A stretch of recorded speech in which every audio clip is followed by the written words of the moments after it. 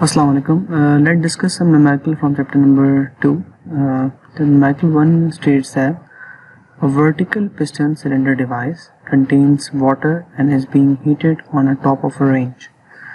During the process, 65 kilojoules of heat is transferred to the water and heat losses from the side walls amount to 8 kilojoules.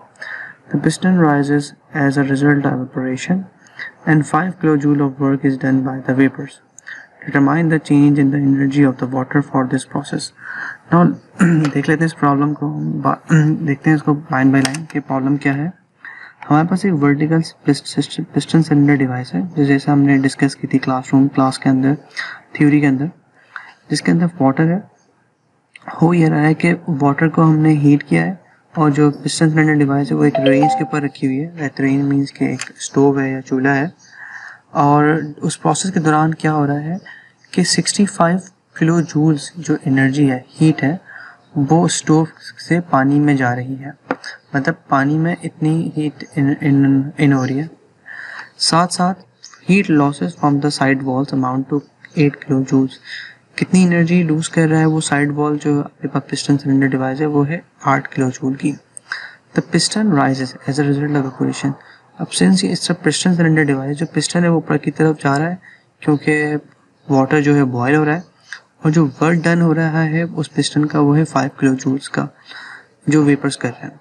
सवाल ये कि determine the change in the energy of the water for this process. पानी के अंदर जो energy change है वो कितनी है। तो इस सवाल को हम सॉल्व करते हैं। सबसे पहले हम ये देखते हैं कि हमारे पास सिस्टम में क्या क्या है। सिस्टम में आपके पास एक स्टेशनरी पैन है जिसमें काइनेटिक एंड पोटेंशियल एनर्जी हमने इग्नोर कर दिया, ठीक है, because the change of kinetic and potential energies are relatively very small, almost zero, right. अब जो इक्वेशन हमने पहले पढ़ी थी फर्स्ट लॉ ऑफ थर्मोडायनामिक्स की, E in minus E out equals to delta E. तो एक्चुअली सवाल में आपसे पूछा जा रहा है, आपके पास सवाल में पिस्टन सिलेंडर डिवाइस में कुछ इनलेट्स हैं और कुछ आउटलेट्स हैं एनर्जीज के, और कुछ वर्क डन हो रहा है। तो हम ये देखते हैं कि ई इन कौन सा है और ई आउट कौन सा है, और डेल्टा ई आपको निकालना है कि तब चेंज कितना आया सिस्टम के अंदर। तो सबसे पहले हम ये देखते हैं कि हमारे पास इन कौन सा है। हमारे पास 65 जो BTU एनर्जी है आपकी, वो सिस्टम में एंटर हो रही है किसके ज़रिए, थ्रू द स्टोव, पानी के अंदर, ठीक है। तो आपके पास ये जो ई इन माइनस ई आउट देख लेते हैं। आपके पास जो भी ई इन है वो पॉजिटिव है और जो ई आउट है वो नेगेटिव है। अब ई इन के जो कंपोनेंट्स हैं वो सिर्फ एक है, हीट। तो हमने क्यू इन लिख दिया, जैसे 65 BTU। आपके पास ई आउट कौन कौन से हैं। ई आउट आपके पास एक तो एनर्जी रिलीज हो रही है, आपके पास जो लॉस हो रहा है साइड वॉल से वो है 8 BTU क्यू आउट, और जो वर्क डन आपके पास पिस्टन कर रहा है वो भी नेगेटिव है, बिकॉज वो आप बाहर की तरफ जा रहे हैं, आप उसके ऊपर कर नहीं रहे। तो क्यू इन पॉजिटिव है, डब्ल्यू आउट 5 BTU था जो कि नेगेटिव है, और क्यू आउट जो लॉस है वो नेगेटिव है। ये तमाम की तमाम चीज़ें किसके बराबर है, डेल्टा ई के, इसको हम डेल्टा यू कहते हैं। ये बात हम पहले डिस्कस कर चुके थे जब हम एनर्जी इन और एनर्जी आउट का डिफरेंस लेते हैं, तो हमारे पास जो है चेंज ऑफ एनर्जी सिस्टम की आती है। तो delta U will be the change of internal energy. तो एग्जैक्टली इसी रिलेशन को इस्तेमाल करके हमने ई इन और ई आउट को लिखा। ई इन यहाँ पे हीट है, ई आउट जो है वर्क आउट था और क्यू आउट था, और बराबर किसके, डेल्टा यू के। सिंपल आपने ऐड एंड सब्ट्रैक्ट किया, यू विल गेट 52 BTU। तो हो यह रहा है कि जो इस सिनेरियो के अंदर जो सिस्टम है उसकी जो एनर्जी है वो 52 BTU बढ़ गई। नेक्स्ट न्यूमेरिकल देखते हैं हम इस चैप्टर का। सवाल इस तरह का है, a classroom that normally contains 40 people is to be air conditioned with window air conditioning unit of 5 kilowatt cooling capacity. हमारे पास एक क्लासरूम है जिसके अंदर 40 लोग हैं और हमें उसको एयर कंडीशन करना है, और एयर कंडीशनिंग के लिए हमारे पास जो एयर कंडीशनिंग यूनिट्स हैं उनकी कूलिंग कैपेसिटी वो है 5 किलोवाट। अच्छा, कूलिंग कैपेसिटी समझ लेते हैं, कूलिंग कैपेसिटी क्या होती है। Basically, it's a common word. You should know about cooling capacity, but let me just give you an idea about cooling capacity. 5 kilowatt cooling capacity का मतलब ये है कि आपको उस कमरे को ठंडा करने के लिए 5 किलोवाट जो एनर्जी है, इस रेट से 5 किलो जूल्स पर सेकंड की रेट से एनर्जी को बाहर निकालना होगा, जब भी वो कमरा ठंडा हो सकता है। इसको एयर कंडीशनिंग कहते हैं, ठीक है। तो हम अभी अमूमन सोचते हैं कि हमारे पास जो एयर कंडीशनिंग यूनिट्स हैं वो वन किलोवाट के या 2 किलोवाट्स के हैं। हमारे पास जो एयर कंडीशनिंग यूनिट्स हैं वो 5 किलोवाट्स के हैं और 40 लोग उसके अंदर कमरे के अंदर मौजूद है। अब क्या है कि a person at rest may be assumed to dissipate heat at a rate of 360 kilo joules per hour. एक आदमी जो है वो 1 घंटे में 360 किलो जूल्स एनर्जी को रिलीज करता है अगर वो स्टैटिक रेस्ट के हालत में। अगर कमरे में लोग सिर्फ बैठे हुए हैं तो फिर भी कुछ ना कुछ एनर्जी रिलीज करेंगे। There are 10 light bulbs, 10 light bulbs हैं उस कमरे में, each with rating of 100 watt. हर बल्ब की जो रेटिंग है वो 100 वाट है, जिस मीन्स के यहाँ से भी कुछ एनर्जी वो कमरे में आ रही है जो कि कमरे का टेम्परेचर बढ़ा रही है। The rate of heat transfer to the classroom through the walls and the windows is estimated to be 15,000 kilojoules per hour. अब कुछ एनर्जी जो है वो दीवारों से और खिड़कियों से भी कमरे में आ रही है और वो कितनी है 15,000 kilojoules per hour. If the room air is to be maintained at a constant temperature of 21 degree Celsius, अगर कमरे को हमने 21 डिग्री सेल्सियस में मेंटेन करना है तो हमने ये मालूम करना है कि determine the number of window air conditioning units required, कितने यूनिट्स हमें रिक्वायर्ड है। तो सबसे पहले हम ये देखते हैं कि हमारे पास अगर एक विंडो की एसी की जो कैपेसिटी है वो 5 किलोवाट है तो उस कमरे में कितनी डिफरेंट सोर्सेस से एनर्जी प्रोड्यूस हो रही है या एनर्जी दाखिल हो रही है। तो हम इसको देखते हैं। There are no heat dissipating equipments इस कंप्यूटर। कमरे में हमने ये बात अज्यूम कर ली कि कोई कंप्यूटर नहीं है, कोई टीवी नहीं है, कोई रेंजेस नहीं है, रेंजेस मतलब कोई स्टोव या चूल्हा नहीं है।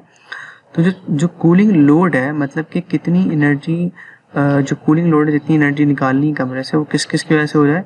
एक तो लाइट्स की वजह से हो रहा है, कुछ लोग मौजूद हैं 40 लोग हैं, और कुछ हीट गेन का मतलब ये होता है कि आपके पास जो एनर्जी बाहर से अंदर आ रही है। ठीक है, अब जब कुछ अंदर हीट जनरेट हो रही है लाइट्स की वजह से, कुछ लोगों की वजह से हीट जनरेट हो रही है जो यहाँ पे लिखी हुई है, और कुछ एनर्जी बाहर से अंदर आ रही है।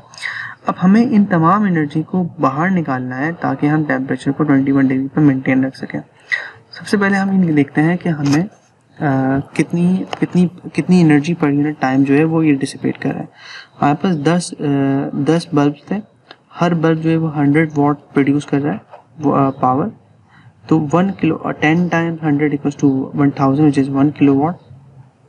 40 लोग हैं हमारे पास जो कि 40 लोग हैं और 360 किलो जूल्स पर आवर करते हैं, तो हमने इसको in terms of kilo watt लिखा, तो that will be 4 kilo watts. ये आपने कन्वर्ट किया है पर आवर को सेकंड्स में। सिमिलरली जो हीट गेन है वो 15,000 किलो जूल्स पर आवर है, इसको हमने कन्वर्ट कर लिया directly in terms of kilo watts. ये आवर्स है तो आप इसको सेकंड में कन्वर्ट कर देंगे। नाउ जो टोटल कूलिंग लोड है वो कितना हो गया मेरे पास 1 + 4 + 4.17 that is coming out to be 9.17 kilowatt. अब इतनी किलोवाट आपको एनर्जी जो है वो इस रेट से मतलब 9.17 kilo joules per second energy आपको इस कमरे से बाहर निकालनी है। For that you need to install an air condition, और एयर कंडीशनिंग की जो कैपेसिटी है वो कितनी है 5 kilowatt.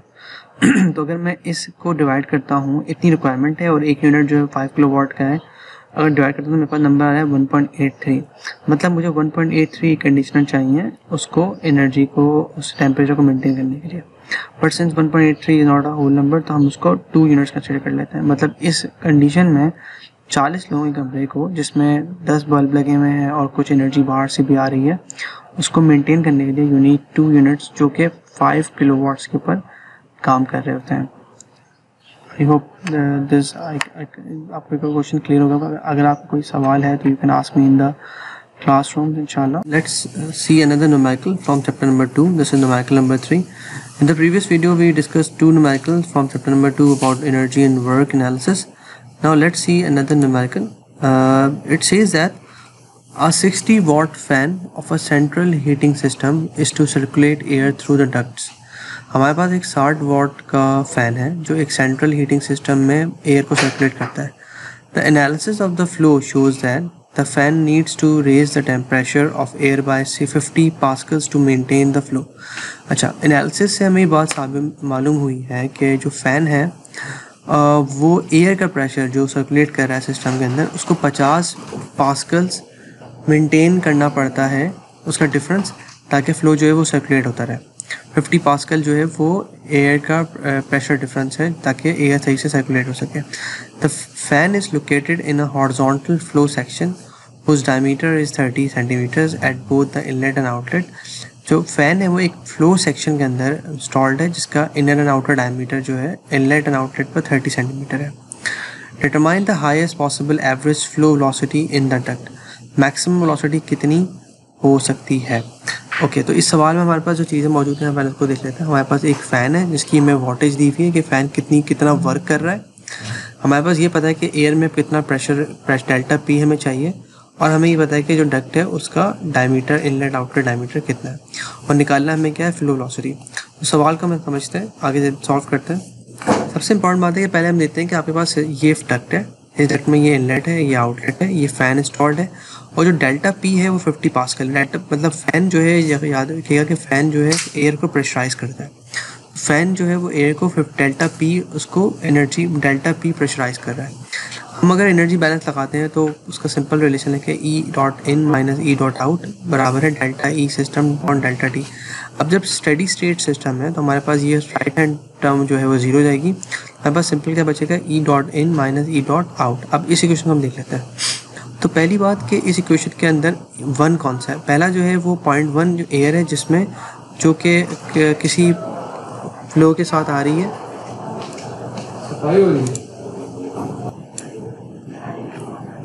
So this is the energy equation which we can see here is E in a minus equals to E in E dot out. This is actually in the power form. तो आप ये देख सकते हैं कि अगर इस duct के अंदर आपके पास 0.1 पर वर्क डन जो है फैन उसके ऊपर कर रहा है, फिर उसका एम डॉट है जो कि मास फ्लो रेट है, और P V this is a mechanical work done. If you remember हमने बात क्लास में डिस्कस की थी,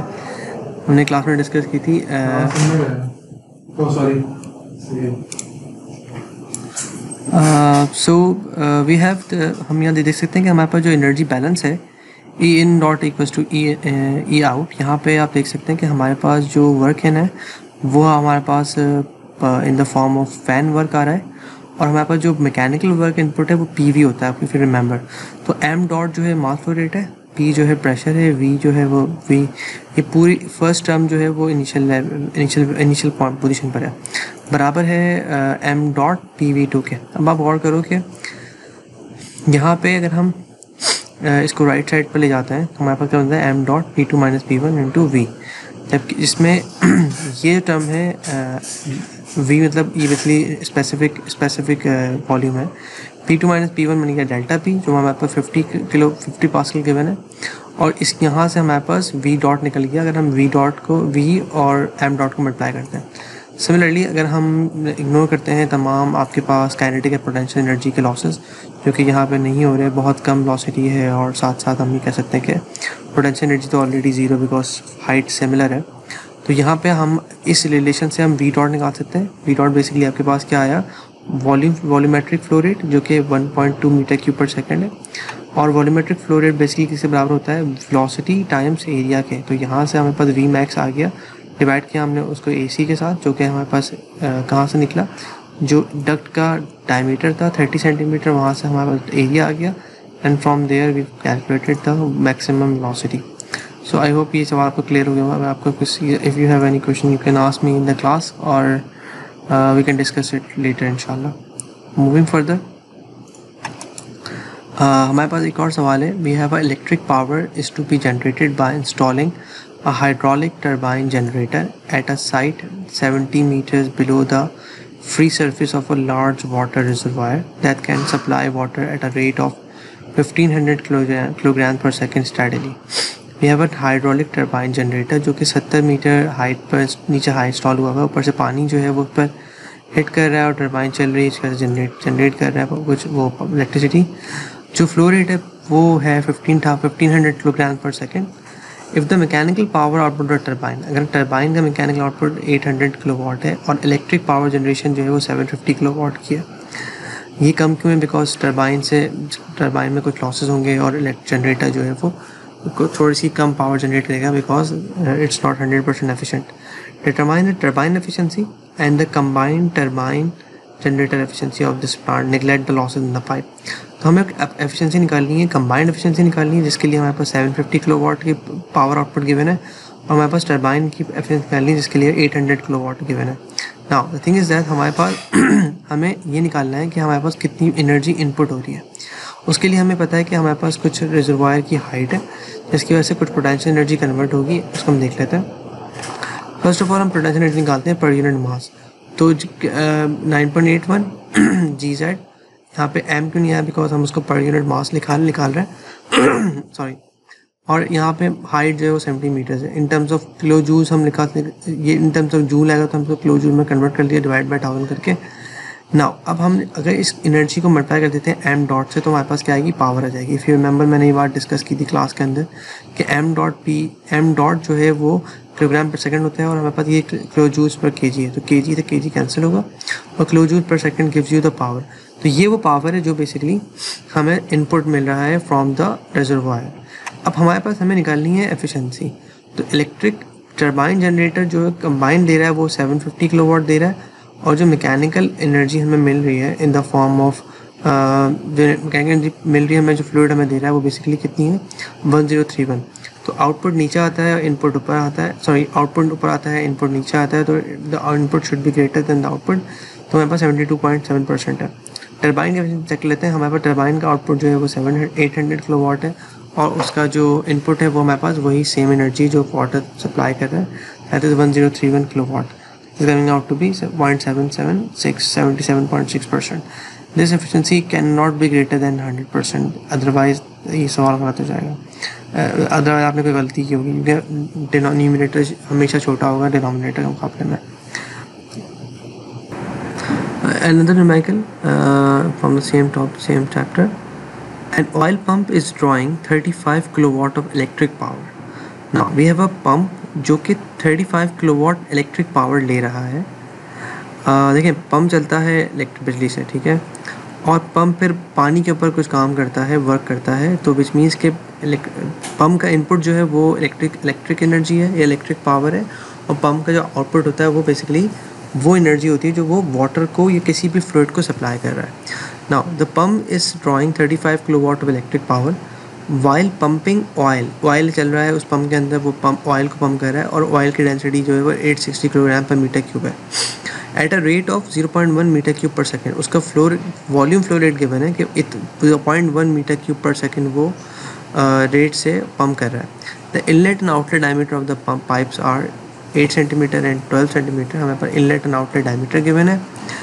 if the pressure rise of the pump is measure to be 400 Pascal's, अगर पंप जो है वो 400 किलो पास्कल्स का प्रेशर राइज दे रहा है, and the motor efficiency is 90%, determine the mechanical efficiency of the pump. अगर मोटर की एफिशिएंसी जो है वो 90% है तो मैकेनिकल एफिशिएंसी पंप की कितनी होगी। तो हम इसको तो बात देख लेते हैं। हमारे पास एक पंप है, मोटर से कुछ वो इलेक्ट्रिक पावर ले रहा है, पंप जो है वो ऑयल को पंप कर रहा है, इनलेट एंड आउटलेट आपके पास डायमीटर गिवन है, और जो पंप है वो वाटर को 400 किलो पास्कल प्रेशराइज कर रहा है। हमें निकालना है इस पंप की एफिशिएंसी, ठीक है। आगे चलते हैं, let's check see the solution. सबसे पहले हम ये देखते हैं कि हमारे पास जो मैकेनिकल पावर होती है वो किसके बराबर होती है। हमारे पास potential energy plus mechanical flow energy plus kinetic energy. If you remember हमें ये पढ़ा था रिलेशन, फ्लो एनर्जी PV होती है और पोटेंशियल एनर्जी GH है, और V²/2 जो है काइनेटिक एनर्जी है पर यूनिट मास। तो अगर मैं इनलेट एंड आउटलेट की बात करता हूँ तो मेरे पास इनलेट आउटलेट के ऊपर m dot PV2 minus PV1 लिख रहे हैं, और plus V2²/2 and minus V1²/2। ये वो रिलेशन जो हमने पहले क्लास में डिस्कस किया था। अच्छा, यहाँ ख़ास बात यह है कि हमने यहाँ पे पोटेंशियल एनर्जी को क्यों नहीं लिखा, बिकॉज पंप की जो हाइट्स हैं वो ऑलमोस्ट नेग्लिजिबल था, हम उसको इग्नोर कर सकते हैं पोटेंशियल एनर्जी के चेंज को। अच्छा, यहाँ पे m डॉट को अगर हम कन्वर्ट करना चाहें वॉल्यूम फ्लो रेट के अंदर, तो volume flow rate times row basically m dot होता है।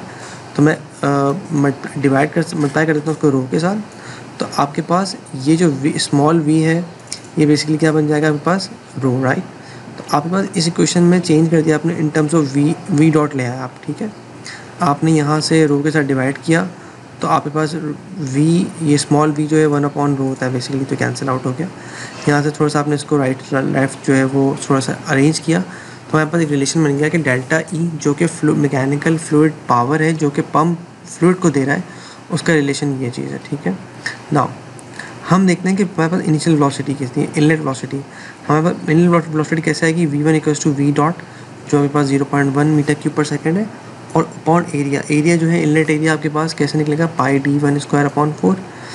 d1 आपके पास 0.8 मीटर है या 80 सेंटीमीटर गिवन है। यहाँ से आपके पास इनलेट वेलोसिटी आ गई, ये यहाँ पे इस्तेमाल होगी v1 की जगह पे। सिमिलरली v2 के लिए क्या आपके पास v डॉट जो कि वॉल्यूम फ्लो रेट है divide by A2 is different, it is 120 centimetre, तो यहाँ से आपके पास आउटलेट वेलोसिटी आ गई, ठीक है। नाउ मूविंग फर्दर, अगर आप इन तमाम रिलेशंस को उठा के यहाँ पुट करते हैं तो what you get the total pump power, ठीक है, 26.3 किलोवाट। नाउ अब हम बात करते हैं कि हमारे पास ये कैसे निकलेगा। हमारे पास v डॉट पता था 0.1, हमारे पास P2 कितना था 400, इस P2 माइनस P1 का पूरा रिलेशन जो है वो 400 समथिंग था, प्लस डेंसिटी आपके पास 860 थी, और V2 आपके पास यहाँ से निकल के आया और V1 यहाँ से निकल के, यहाँ से सॉल्व करके आपके पास क्या आया। अच्छा, ये जो पावर आई है आपके पास, ये वो पावर है जो पंप ने पानी के ऊपर की है। नाउ अब हम ये देखते हैं कि पंप की जो अपनी पावर है, जो शाफ्ट पावर है, एक पंप कुछ इलेक्ट्रिसिटी ड्रॉ कर रहा है, बट वो जो इलेक्ट्रिसिटी है वो सारी की सारी पंप के शाफ्ट में इस्तेमाल नहीं हो रही, ठीक है। तो हम क्या करें, इलेक्ट्रिक पावर जो है वो 35 किलोवाट थी, इसको मल्टीप्लाई किया आपने मोटर की एफिशिएंसी के साथ, तो जो है 31.5 किलोवाट है। ये देखें, यूँ समझ लें कि आपके पास मोटर से जो इलेक्ट्रिसिटी पंप में जा रही है वो 35 थी, बट पंप जो कन्वर्ट कर रहा है शाफ्ट वर्क के अंदर वो 31.5 है, बिकॉज ये एफिशिएंसी है उसकी। नाउ अब जो पंप की शाफ्ट पावर है वो 31.5 है, बट जो उसमें कुछ लॉसेस होंगे पंप के अंदर, तो जो लॉसेस पंप के अंदर है और फिर पानी को जो एनर्जी सप्लाई कर रहा है वो बेसिकली कितना है, वो 26.3 जो आपने यहाँ से निकाली है। तो by dividing them you get 83.6%। This is a pump efficiency which is found by calculating the pump power output and the efficiency of the pump, ठीक है।